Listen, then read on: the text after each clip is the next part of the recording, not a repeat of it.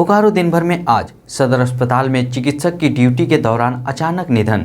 बताएंगे बस कुछ ही देर में। कोरोना के भ्रमित करने वाले आंकड़ों की भी बात करेंगे। नमस्कार, बोकारो दिन भर में आपका स्वागत है। मैं अजय राज। आप तमाम लोगों को मकर संक्रांति की एक बार फिर बहुत बहुत बधाई। आज बोकारो की खबरों में मकर संक्रांति की धूम देखेंगे। बंद घर तो छोड़िए, मकान में लोगों के रहते चोर चोरी कर रहे हैं। चोरों के दुस्साहस की बात करेंगे। चंद्रपुरा के एक ठेकेदार ने गिरिडीह सांसद के लोगों पर मारपीट करने का आरोप लगाया है। खबरों में यह भी होगी, ओमिक्रॉन और कोरोना की स्थिति भी जानेंगे। चर्चा और भी खबरों पर करेंगे, लेकिन उससे पहले जान लेते हैं देश दुनिया का हाल। भारत में पिछले 24 घंटों में कोरोना के 2,60,000 से ज्यादा नए मामले, वहीं 1 लाख से ज्यादा लोगों ने कोरोना को मात भी दी। देश में अब एक्टिव मरीजों की संख्या 12.5 लाख के पार। कलकत्ता हाई कोर्ट ने कहा कि राज्य चुनाव आयोग कोविड केसों के चलते बंगाल में निकाय चुनाव टालने की संभावनाएं तलाशे। कश्मीर में कड़ाके की सर्दी का कहर जारी, कई इलाकों में न्यूनतम तापमान 0 डिग्री से नीचे। केपटाउन में तीसरे क्रिकेट टेस्ट मैच में दक्षिण अफ्रीका ने भारत को हरा के 3 टेस्ट मैचों की श्रृंखला 2-1 से जीत ली है। सप्ताह के आखिरी दिन सेंसेक्स 12 अंक और निफ्टी 2 अंक गिरकर हुआ बंद। सोने की कीमत 10 रुपए प्रति 10 ग्राम बढ़ी, तो वहीं चांदी का कीमत सामान्य बनी रही।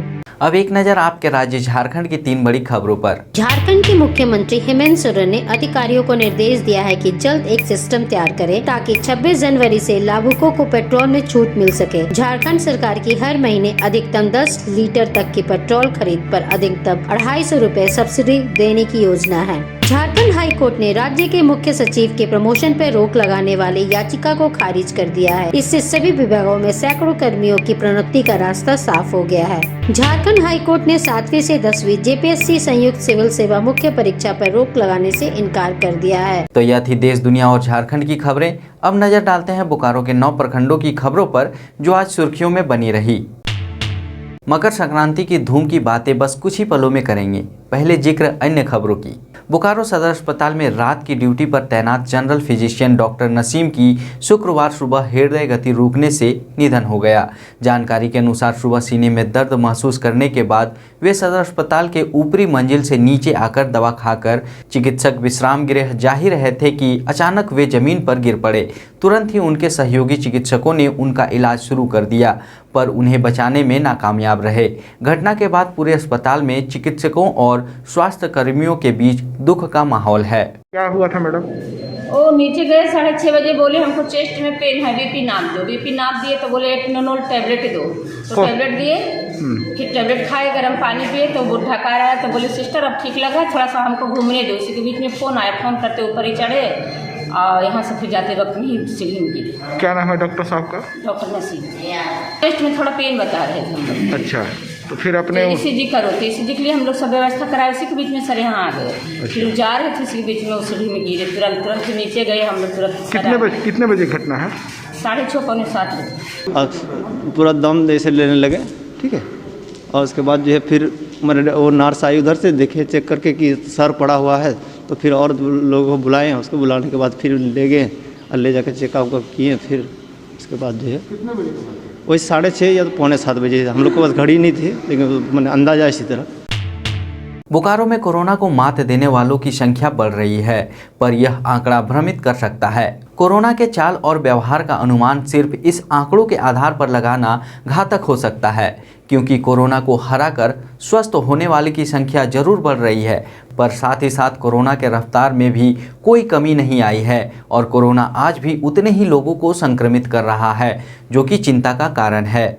गुरुवार को आई सरकारी आंकड़ों के अनुसार बुधवार और गुरुवार के बीच 24 घंटों में बोकारो जिले में 183 नए कोरोना संक्रमित पाए गए, पर इससे जिले में एक्टिव कोरोना मामलों की संख्या बढ़ोतरी नहीं हुई, बल्कि मंगलवार की तुलना में यह 1225 से घटकर 952 हो गई, क्योंकि बुधवार को बोकारो में 456 लोगों ने कोरोना को हरा दिया।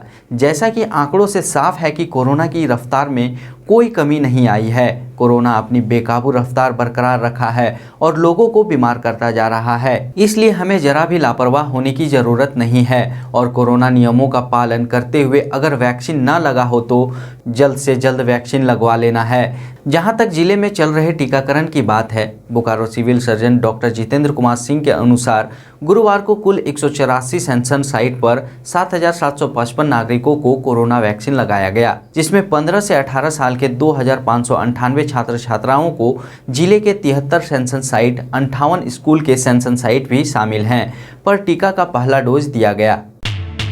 बोकारो में इन दिनों मानो चोरों का दुस्साहस बुलंदी पर है और इन अपराधियों को इस बात की भी फिक्र नहीं है कि घर में लोग हैं और जरा भी भनक पड़ते ही उन्हें पकड़ा जा सकता है। ऐसी ही घटना की जानकारी शुक्रवार सुबह मिली जब चास के तारानगर निवासी मिंटू कुमार अपनी शिकायत लेकर थाने पहुंचे।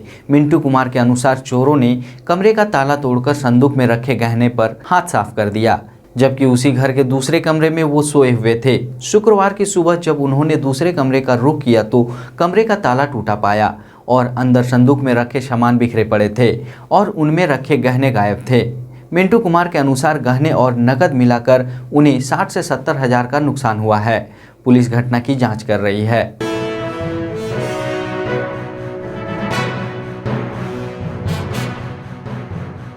मेरे घर में सर चोरी हुआ है। कब का घटना है?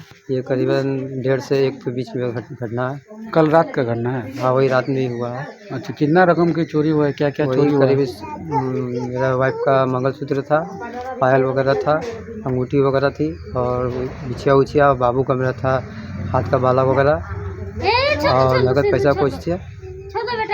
रकम कितना? रकम वही करीब 60-70 हज़ार का रकम था और नगद का 8-9 हज़ार रुपया तक लगा था।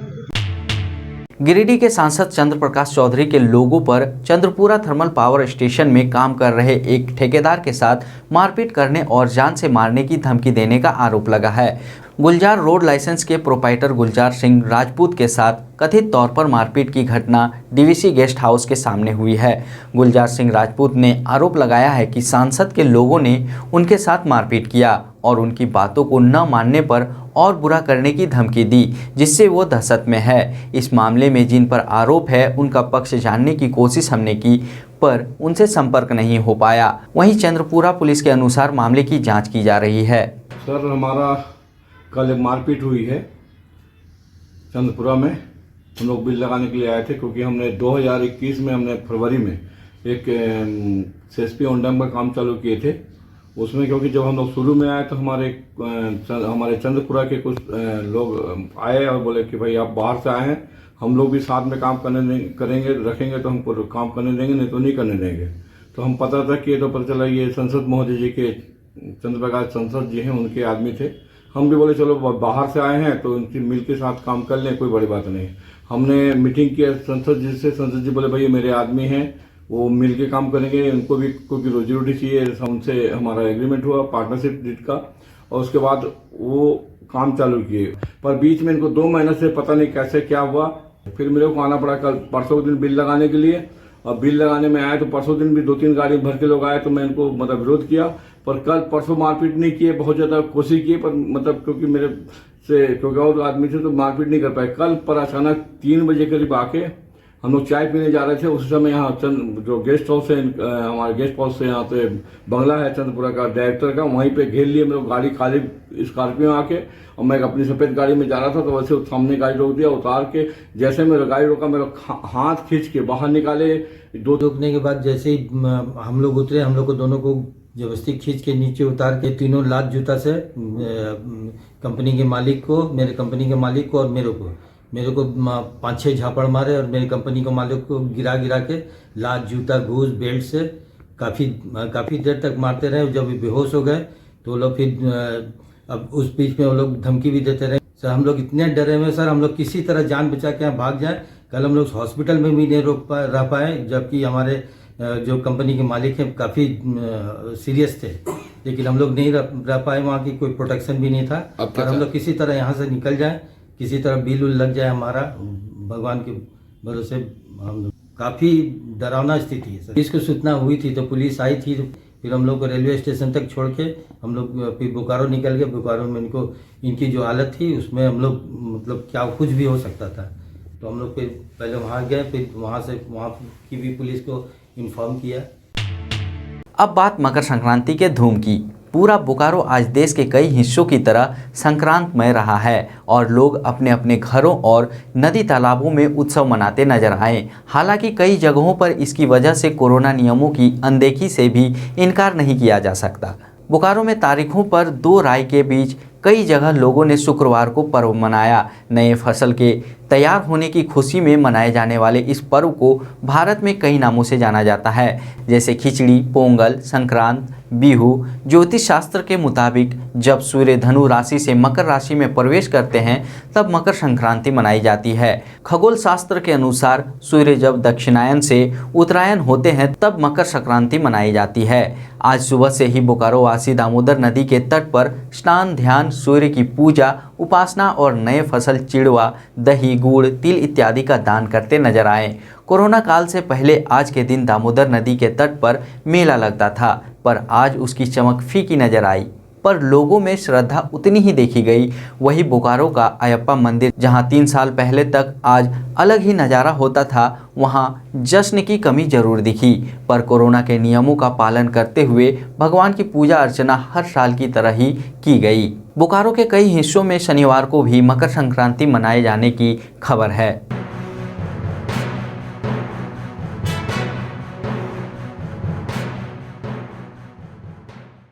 अभी खड़ा हूँ अयप्पा मंदिर सेक्टर 5 में।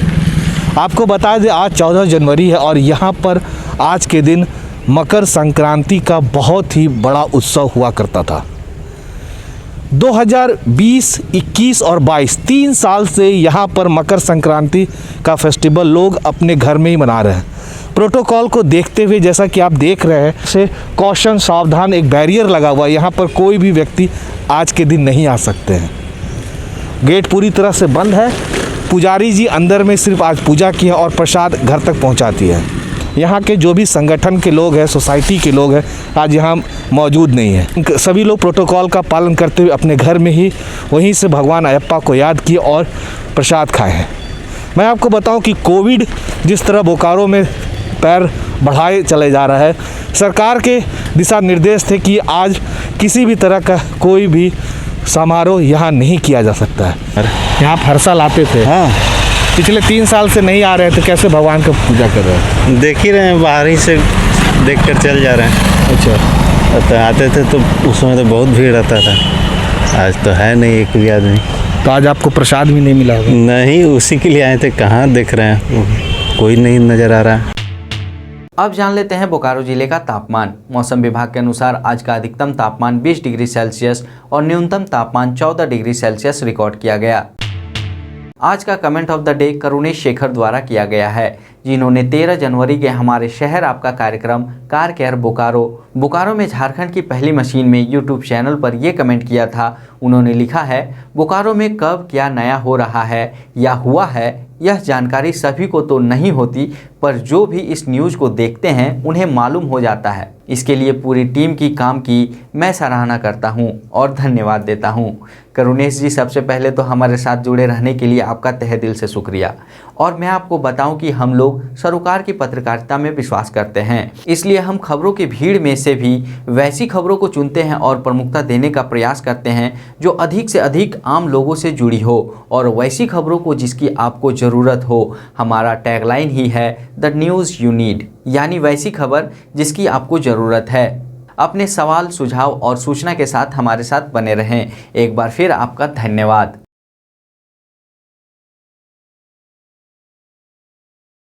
आप अपने आसपास की घटनाएं और समस्याओं को हमें व्हाट्सएप कर सकते हैं। हमारा व्हाट्सएप नंबर है 9334210302। इसी तरह बोकारो के तमाम खबरों को जानने के लिए आप हमारे चैनल बोकारो टाइम्स को लाइक करें, सब्सक्राइब करें और शेयर करें। आज आप सभी से विदा लेने से पहले एक बार फिर आपको मकर संक्रांति की शुभकामनाएं। फिर मिलेंगे बोकारो दिन भर में सोमवार से शुक्रवार रात 8 बजे। तब तक के लिए नमस्कार। बने रहें thetimesmedia.com पर। आप हमें फेसबुक और यूट्यूब पर भी देख सकते हैं।